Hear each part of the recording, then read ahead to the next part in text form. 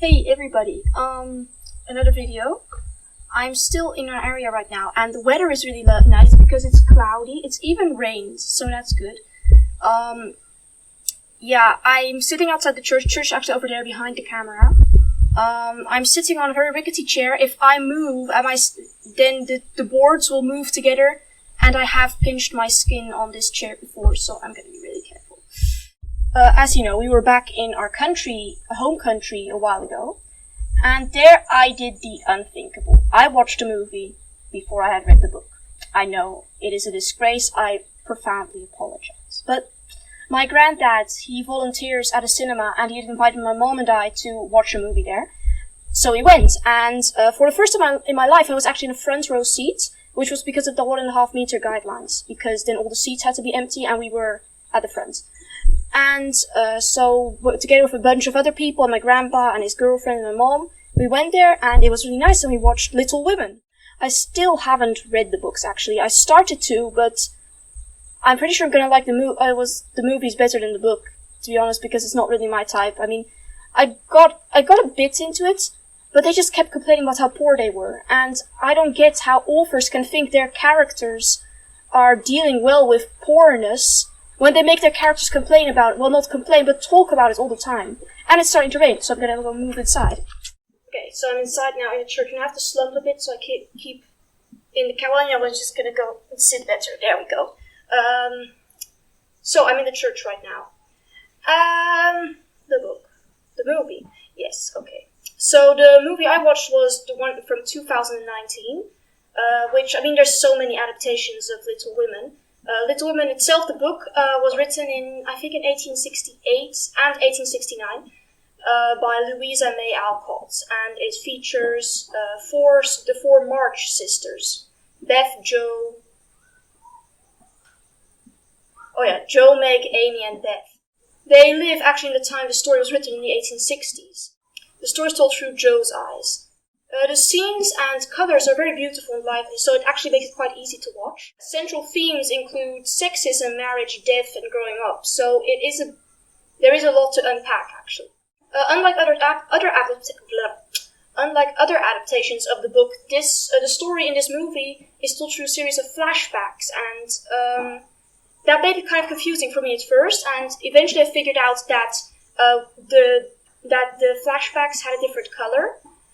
It did sometimes cause me to lose interest in the story, though, because, how am I supposed to be interested in a relationship when you showed me that it wasn't going to work out in the first 10 seconds of the movie? So that didn't really work out for me, and it was confusing until I figured it out, but I only figured it out until during the break, after which most of the flashbacks had already been. So that was a bit, that wasn't so great. Sometimes, though, the flashbacks helped to make things more sad or to make things happier, to evoke more emotion. So that did really work out. For example, when during a sad scene you see a flashback to a happy scene, or vice versa. So that did really help. From what I've heard, the ending of the book is different to the ending of the movie. I can't say too much, but basically the director, Greta Gerwig, I think that's how you say it.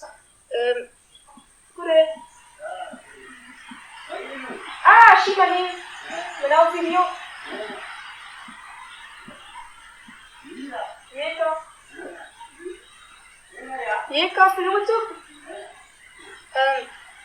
Can't say too much, but basically the director, Greta Gerwig, I think that's how you say it. She didn't really agree with the book's ending, but she still didn't have a way to explain how the book's ending was different from the ending she wanted in the movie. So basically she's constructed a whole explanation that I didn't get until I walked out of the theater. I didn't really think it was very creative how she made the ending, and I didn't exactly agree with either the book's ending or the movie's ending, but I did like the, semi-open ending. I don't know, where at first I didn't really like that kind of ending when I was younger, but now I do, because it enables you to think for yourself what happens. And it doesn't, the confines of what you can think about are smaller. The central character is Jo, and Jo has anger issues. This is already hard for a normal person, but Jo also undergoes a lot of hardships which any normal person would become very angry about. So she has to learn when it's okay to be angry and when it's not. Another thing she struggles with is marriage. She doesn't want to get married because every single relationship around her is a very warped image of what the real teamship should be like. So therefore she has the idea that marriage will have make her give up her dreams and basically become something she doesn't want to be, and in her society she's absolutely right. Amy is Joe's younger sister, and in the beginning of the movie she plays a 13-year-old, which was very hard to pull off because the actress...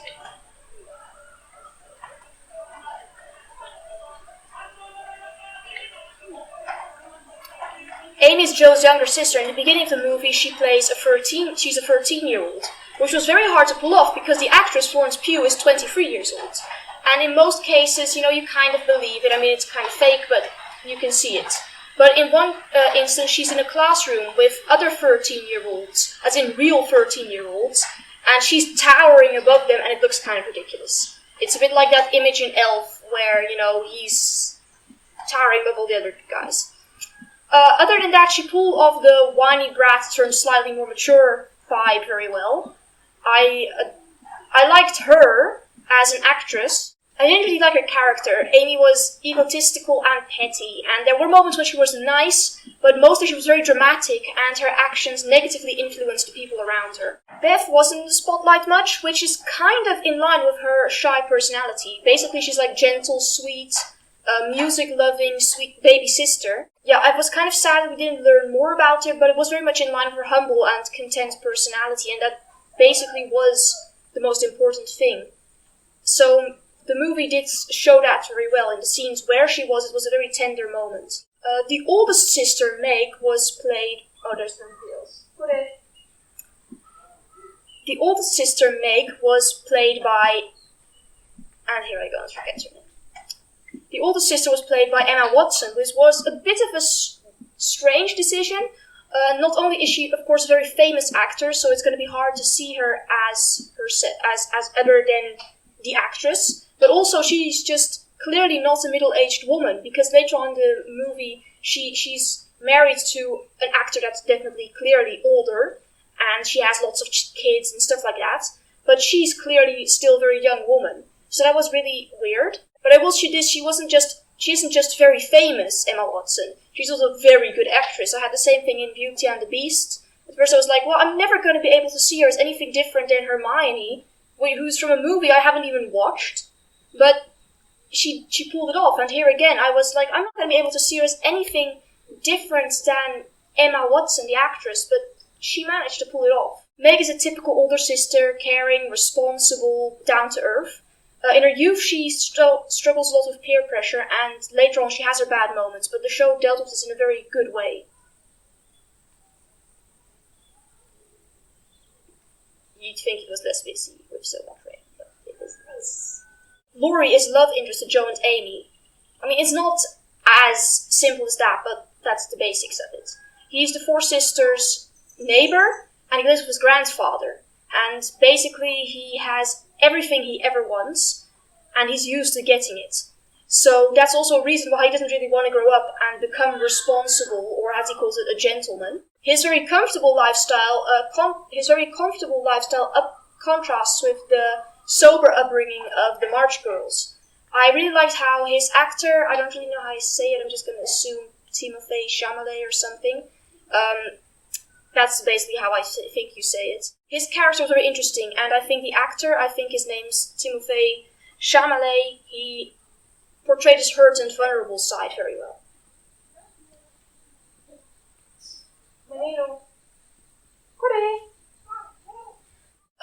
There was a small annoyance that I actually also said about the book. There's this thing in newer movies where people want to poke fun at rich people in olden times, where they make these rich people complain and then kind of make fun of it. So basically they made the sisters complain about being poor and made it kind of ironic that they were complaining about being poor. And I understand that the movie wanted it to be clear that they weren't poor but still were complaining about it, but it just annoys me so much. It's just like, even if it's a joke, I just want to shout at the screen like, bro, you've got a huge manor and servants. Just shut up, okay? Anybody who's servants nowadays, is the richest of the rich because of the money you have to pay them. So to be fair, later on they were a bit worse off. I mean, they even had to get rid of their servants. How horrible. But they never were as poor as the people who lived nearby them. And that's a good thing. They learned that they were not as poor as they thought they were shortly after complaining. But on the other hand, only Beth was the only one who actually kept helping them out and wasn't too caught up in her own world to see other people's misery. It's a bit like a coming-of-age movie with lots of personality problems, which include conformity, jealousy, vanity, not being considerate to others. And the movie dealt with these very well, not being afraid of raw emotions. Another big theme was death. The sisters have to cope with the death of a loved one. They all do it differently. The movie doesn't really focus on life after death or the meaning of life, but more on how people move on but still remember the person that left them, and how somebody leaving can leave a hole in a space you didn't even know could be empty. And a very important theme in the movie was sexism and how it affects women. Meg and Beth are both fine with the housewife life, so they don't really mind at all the whole thing where women can't get important jobs in society.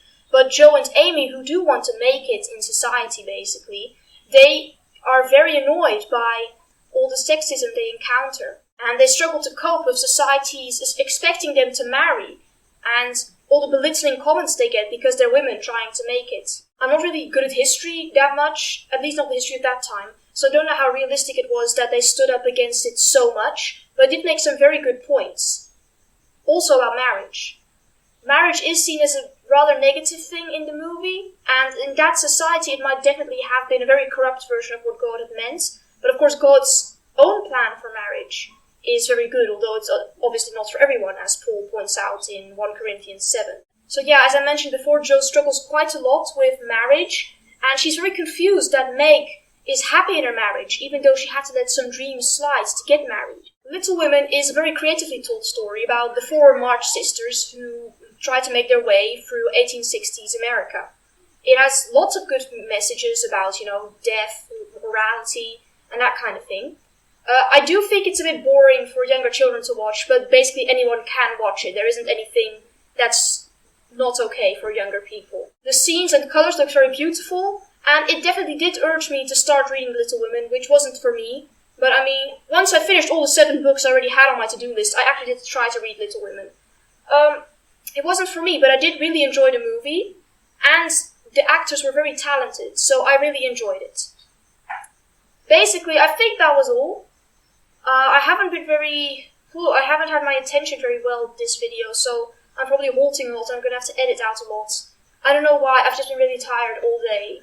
One nice thing though, my mom cut my hair, which is really nice if it's so hot here, because, my hair is really nice and thick and stuff like that, but it becomes really bristly and itchy, and it sticks in my neck whenever it's hot, and when I sweat, which is all the time, unless it's cloudy, like now. So my mom cut it, and that's nice, and especially since, it's short enough to do that, so, yeah. Anyway, I'm not gonna do that again. So, I'm going to go downstairs. I will have to try to not get wet in the rain. Anyway, I hope you enjoyed this video. Maybe try to give the movie a watch yourself. It came out in 2019, so it's bound to be available somewhere. I really enjoyed it, and I hope if you watch it, you do too.